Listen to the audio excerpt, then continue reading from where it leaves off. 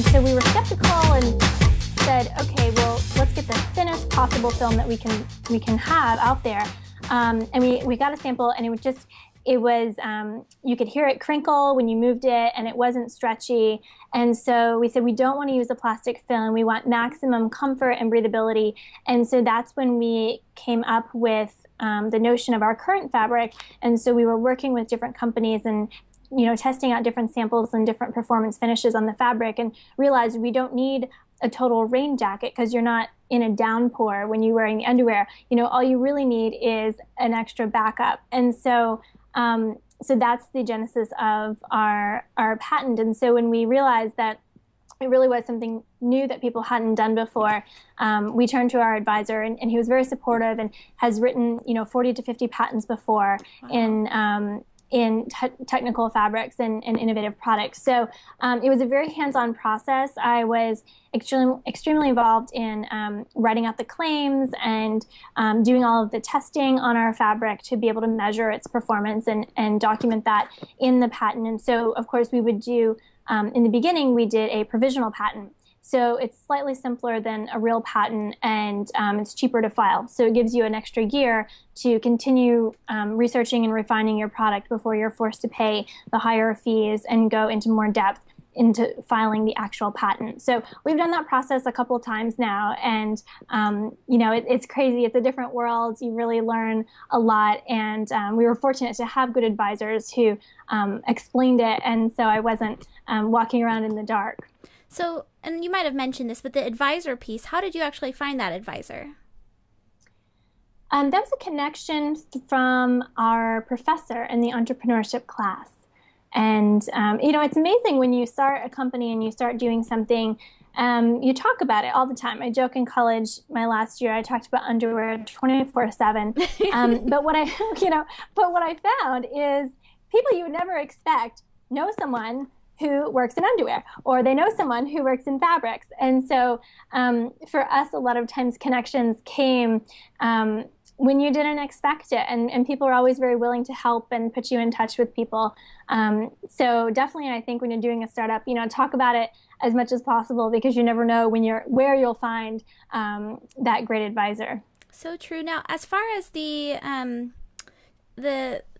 people helping you out, do you feel like you were at an advantage at all that you are a young female entrepreneur? You're this college girl that was trying to build this product. Do you think that played a part in any of it?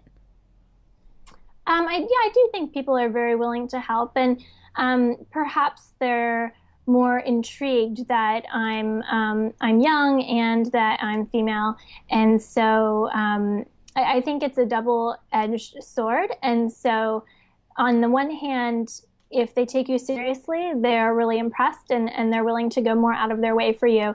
And on the other hand, when someone first looks at me, they aren't going to immediately assume that we have really huge goals and this greater mission to build the company and to reach millions of women. And so it's something that I have to spell out to someone to tell them that, yes, I know what I'm talking about, and yes, we've done all the financials and the business plan and patents, and we have funding, and all of these things that you have to spell out so someone takes you seriously, because they won't assume that by automatically looking at you. But once you've done that work, then I do think that being young and being female, it can be an advantage. I think that's interesting. Now, as far as okay, so we talked about the patents. I want to talk about change, since that is what this episode is about. Like I mentioned earlier on, that I first found you when you were nominated or elected or featured as one of the people to watch in 2012, which you seriously were. You definitely lived out to that title. And you were Sexy Period first. Now you're Dear Kate. Why the rebrand? Sure. So that's an interesting story in the sense that we launched Sexy Period, and when we launched it, we knew that the name was a brand that had the potential to ruffle feathers. And so I like the fact that Sexy Period pushed the envelope. Our product is something new, something that people weren't used to, and I think it was a very fitting name when we first went on the market. And near the end of our first year of sales, we started to evaluate where those sales were coming from, and really reflect on the different pieces of feedback that we'd gotten from customers and different women who we'd spoken to. And what we found is that a lot of mothers were telling us, a couple different things. They were saying, "Oh my gosh, this is amazing. I just had a baby and it was pressing on my bladder for 9 months and it doesn't work the same anymore." And so I've never had kids, but I started interviewing new moms and finding out all of the crazy things that happen to your body when you have a child. And, and I'm rethinking the decision now personally, but but I realized that there's this huge need for, while women are pregnant, you have a lot of pressure with the baby pressing on your bladder. And then after, directly after the delivery, we started doing research and found that actually 1 in 3 women, 5 years later, after they've given birth their first time, are still experiencing light bladder leakage on a regular basis.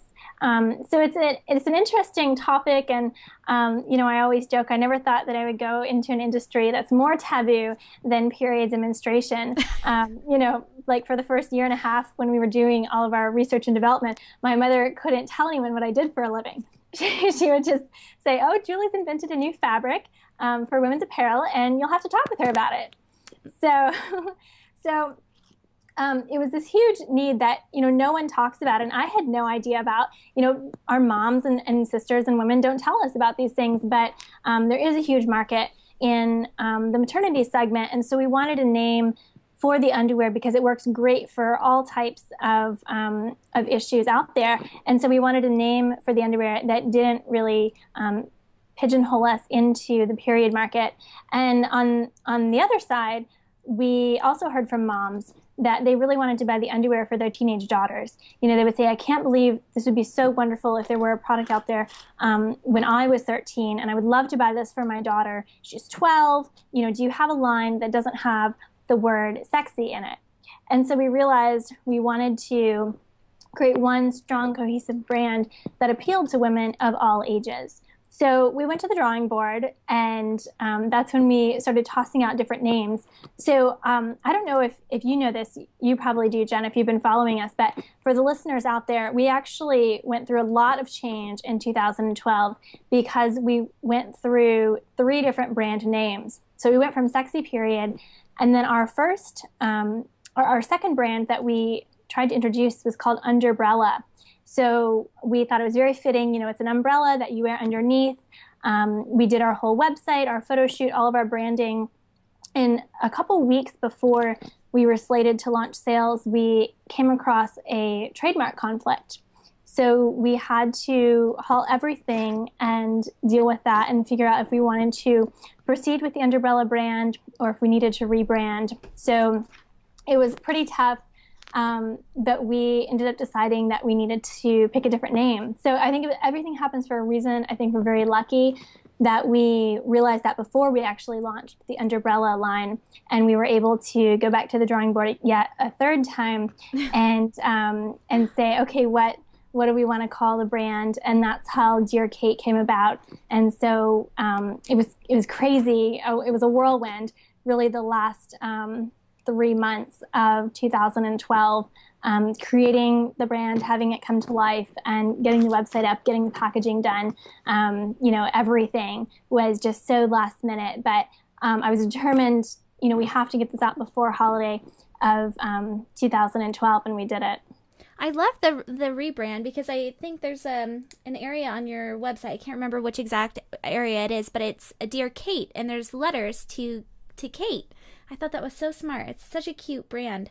But that's actually a question that we get a lot with young female entrepreneurs, and that is the rebranding process. So you decide, okay, this name is wrong for me, whether it's because, you want your teenagers and you want maternity market to be in there, or it's just that you maybe are changing the direction of your business just a little bit. What kind of process, because people are worried about Twitter handles, so you're building these profiles and this, the brand goes farther now than just name recognition and colors and cute website design. You actually have a community that follows you on specific platforms in which you're able to market to. what kind of process did you go through to change things, to let people know, to tell your community, hey, this is what's going on with our products?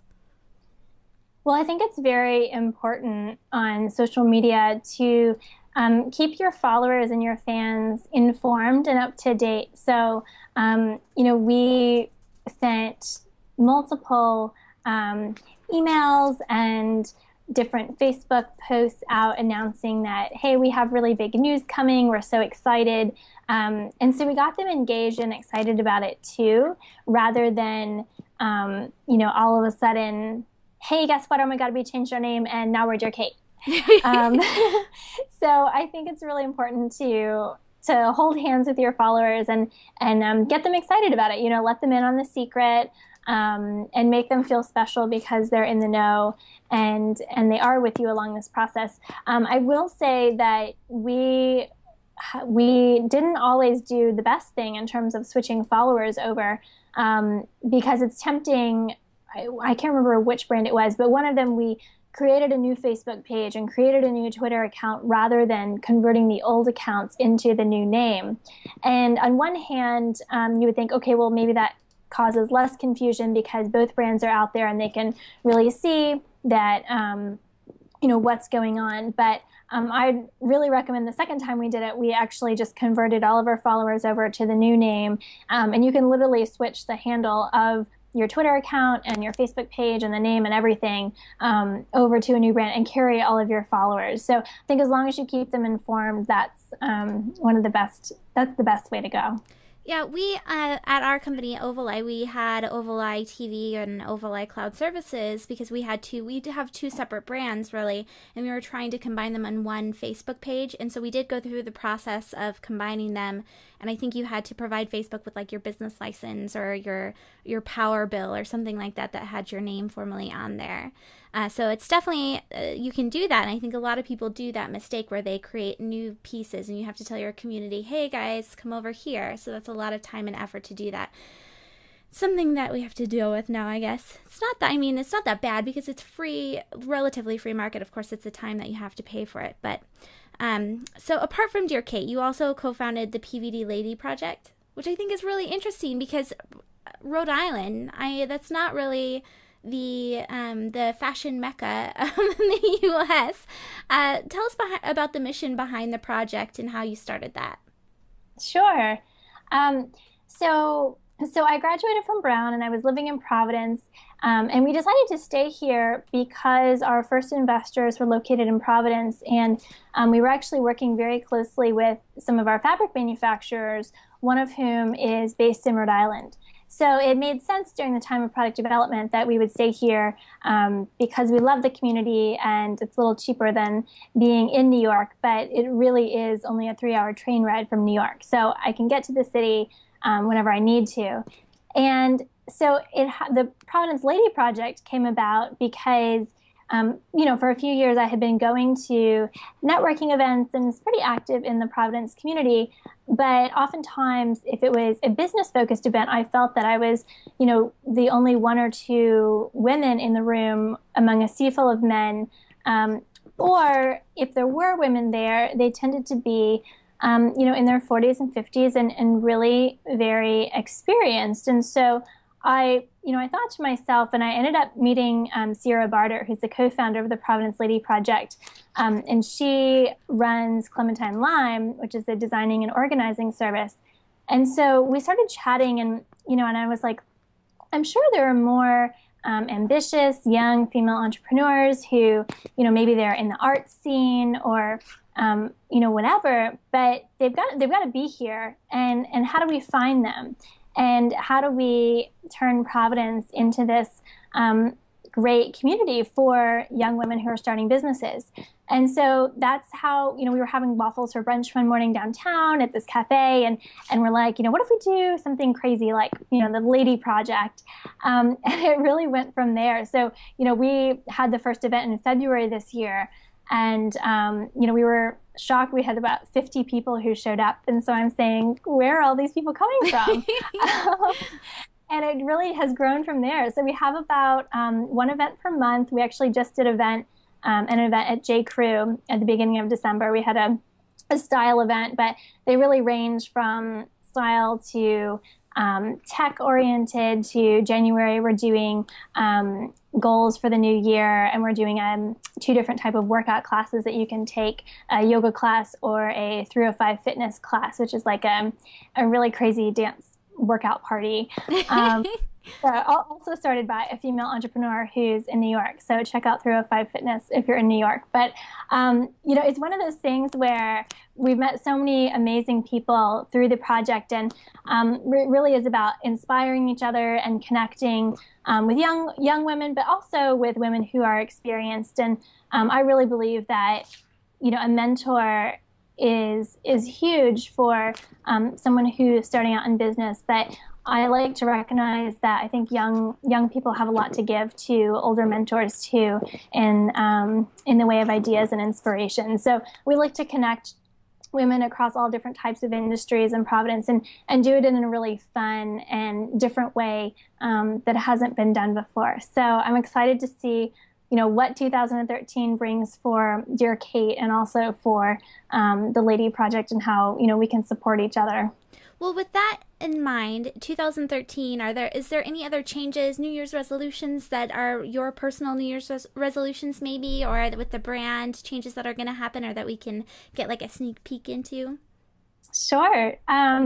So I think running a startup is one of those jobs where you're always flying by the seat of your pants. And pretend like you have it all together, but if you're really doing your job, you're reacting to everything that your customers are telling you, and what's selling and what's not selling. And so we're really excited about introducing a few new styles in the next couple months. We were looking at different laces in the office today, and envisioning what they'll look like in different colors. So that's what we'll be working on in the short term. And, I really can't predict what type of changes will come after that, but I'm excited to see what they are. And realistically, I would say my personal New Year's resolution is to think at the beginning of every day, think about what is the most important thing that I have to get done that day, and just dive in and do it. Because I don't want to spend too much time organizing my day before I get to it. And so I actually got a head start, started a couple days early, and knocked off an important thing this morning. So I'm hoping to keep it up. All right, so we have to end with, since you brought it up, you're incredibly focused and goal-oriented. You started off with the Girl Scout cookies, where you had certain amounts that you wanted to be able to sell, and you hit your goal each time. And I read this article I was telling you about earlier in the Brown newspaper, Brown University's newspaper, and it was saying how you do the same kind of goal setting for yourself, or you're incredibly disciplined, really, in that, whether it's to lose the freshman 15 or if it's to sell cookies. Can you give someone like your number one tip as far as setting a goal or setting a New Year's resolution and sticking to it? Let's see. What is my number one tip? I would say just believe in yourself and go for it, because you may think it's a really big goal in the beginning. I didn't set out in the beginning to sell 10,000 boxes of Girl Scout cookies. But if you're persistent and you work really hard at it, then you'll make it. And, there have been some really crazy times over the last few years in the business where probably anyone with half a mind would say, "Oh, this is ridiculous. I'm going. Why am I doing this?" But I think that being persistent and being someone who follows through, doing things when you say you're going to do them, whether you've promised someone else you'll do it, or whether you've promised yourself that you'll do it, is really important. So, don't let yourself down, and be persistent. And, hey, set a goal, and the most important thing is actually to set the goal, because research has shown that women who set, in Girl Scout cookies specifically, girls who set goals of how many boxes they're going to sell, regardless of whether or not they make their goal, they consistently sell more cookies than girls who don't set goals. So I think that's an important lesson in the real world, that even if you don't make your goal, it's really important to set it and, be easy on yourself. If you don't make it within the time frame that you wanted to make it, give yourself a few more weeks or months and go out there and keep trying. Fantastic. So we've been watching for the last 30 minutes Julie Sygiel of Dear Kates, and that's at dearkates.com. Julie, where else can we find you online? So I am on Twitter at Julie Sygiel, and also on Facebook. So please don't hesitate to drop a note if you have any questions, and I will look forward to meeting you. Julie, thank you so much for being on the live stream. I'm excited to see big things coming out of dearkates.com. I think that's such an awesome line and just such an incredible backstory, and I wish you the best of luck in the new year. Thanks so much, Jen. Happy 2013. Thank you. So you've been watching Julie Sygiel again of dearkates.com. This is Jennifer Dono of youngfemaleentrepreneurs.com with our weekly live show that happens every Thursday night at 6 p.m. Pacific, 9 Eastern over at live.youngfemaleentrepreneurs.com. Next Thursday, don't forget that Mike Michalowicz of The Pumpkin Plan, the book that we read with the Bootstrap Book Club, he's going to be on live with Jules and Christina of Kickstart Kitchen. So make sure that you tune in next Thursday night as well. Thank you so much for watching, and you can find the replays if you didn't get to watch the whole thing over on YouTube and on iTunes tomorrow.